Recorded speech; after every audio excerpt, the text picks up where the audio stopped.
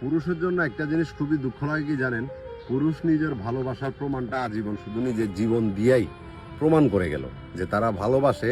তারা সামাজিক কথা যে কতটা ভয় পায়, এইটার জন্য হয়তো পুরুষ শেষ নিঃশ্বাসটা ত্যাগ করে শুধু নিজের সম্মানটা, নিজের ভালোবাসাটা প্রমাণ করার জন্য।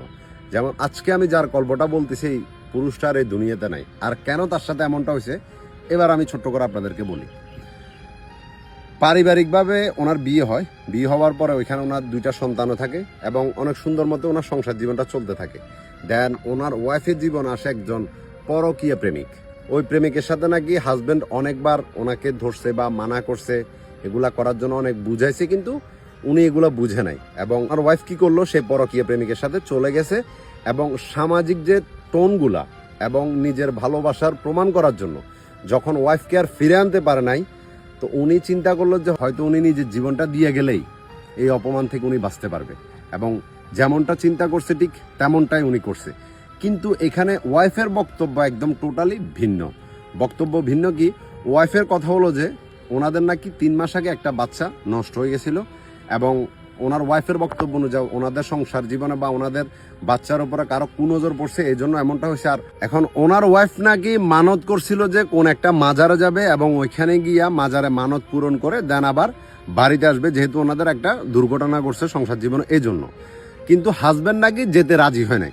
তো এই জন্য ওয়াইফ নাকি নিজে একলা ওই মাজারে চলে গেছে এবং ওইখানে যাওয়ার পরে নাকি ওনাকে কয়েকজন পুরুষ আটক করে ফেলে। যে কারণে ওনার হাজবেন্ডকে কল করে নাকি বলছিল যে 1 লক্ষ টাকা দিলে ওনার ওয়াইফকে ছেড়ে দেবে, কিন্তু হাজবেন্ডের দ্বারা নাকি 1 লক্ষ টাকা অ্যারেঞ্জ করাটা পসিবল ছিল না।